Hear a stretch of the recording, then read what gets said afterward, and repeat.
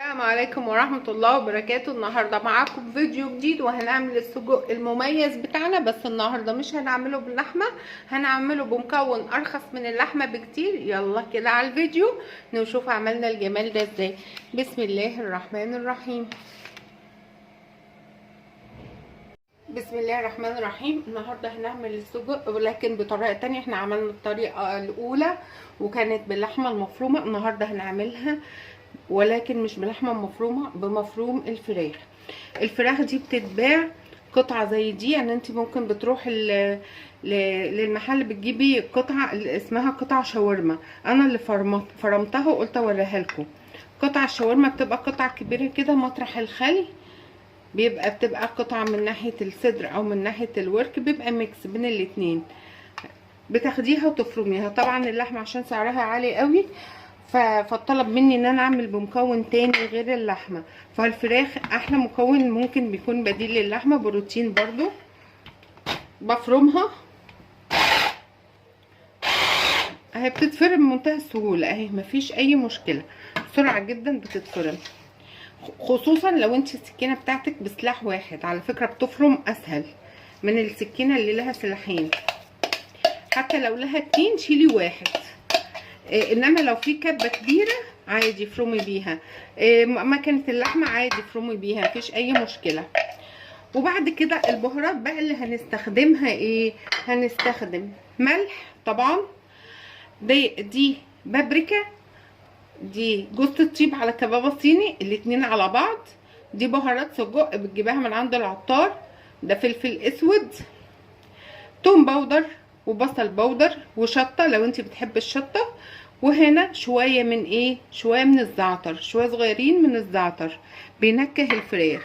معايا المكون الاساسي الفلفل الاحمر، الفلفل الاحمر اللي هو الفلفل الالوان، وشويه من الثوم اهو. انا ما كانش عندي صراحه، والمفروض حبيتين كبار من الفلفل الاحمر، ما كانش عندي الا فلفل احمر واصفر، هضيفهم مش مشكله، مش هيأثروا في اللون. ليه؟ لان في معانا البابريكا والشطه والبهارات السجق الاتنين كلهم لونهم احمر، فهيخلي لونها حلو ان شاء الله. افرمهم كويس برضو.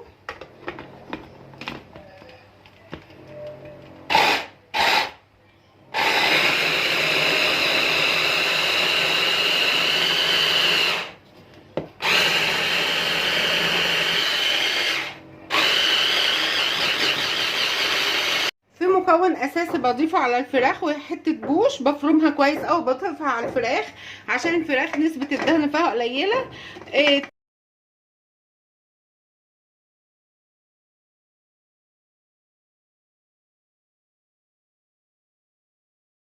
نبدا بقى نركبها. بناخدها بقى نفتح كده الفتحه ده، هي يعني اول فتحه بتاعتها دي.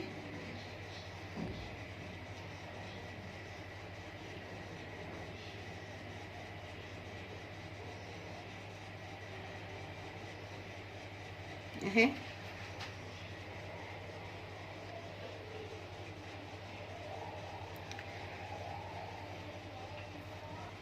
اهو بالشكل ده. ابدا ازقه كده شويه، هو طبعا رفيع قوي فبالراحه بس عليه.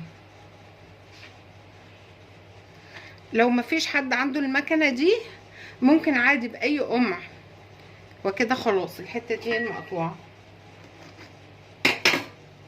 يلا نبدا بقى نلف. يلا يا رتال اهو، نفس الطريقه اللي فاتت بس اختلاف الخلطه، وممكن بقمع زي ما بقول لكم. هو بيتزق حبه بحبه، شايفين؟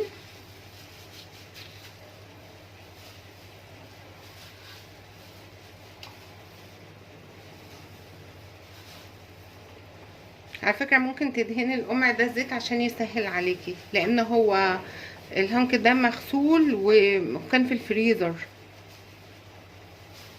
عشان كده يعني بقى ضعيف. ياريت تجيبيه وتعمليه على طول. شايفين بالشكل ده؟ بس يرتل كده اهو. وبتلفيه زي ما انتم متعودين. هنعمل واحد طويل كده عشان نلفه سوا. بس شايفين ولا فرق في اللون ولا حاجه، وطعمه تحفه تحفه تحفه. ما تقوليش ان هي بقى فراخ تبقى مش حلوه، لا دي جميله جدا اهو. يلا نكمل الباقي وارجع لكم تاني. قبل ما اعينه بقى في الاطباق قلت اوريكم، يمكن محدش رجع للفيديو ده. بقسمه بالشكل ده ازاي، شايفين جماله ما شاء الله تبارك الله. بعمل ايه؟ بقسمه بالنص، يعني بجيبها الطويله دي اخليها بالنص واقوم عامله فاصل كده، وادخل الف دي واقلبها كده. بس واحده تانية اهي، فاصل كده اهي، او فاصل بايديا كده، واقوم مدخلها في بعضها كده اهي. شايفين؟ سهله وبسيطه. وبرده ان شاء الله هعمل لكم طريقه تانية اكتر اقتصاديه اكتر، لو عاوزين تتابعوها قولوا لي في الكومنتات ان انتوا عاوزين تعرفوها وانا اعملها لكم. طبعا الطريقه دي موفره، لان اللحمه طبعا يعني تمنها ضعف تمن الفراخ، فاحنا قلنا نعمل بطريقه اوفر علشان اسهل على ست البيت تعمل اللي هي عاوزاه في بيتها لاولادها من غير تكلفه زايده. وخصوصا ان الشاورما دي سعرها حلو قوي. شايفين؟ ارخص من الصدور، وارخص على فكره من اللي هي الصدور البانيه. الشاورما بتبقى ارخص. شايفين ما شاء الله اللهم بارك. اتمنى ان الفيديو بتاعي النهارده كده يكون عجبكم. لايك وشير وتفعيل الجرس عشان يوصلك كل جديد. نتقابل في وصفه تانية باذن الله، والسلام عليكم ورحمه الله وبركاته. بس مو اطباق كده اهو.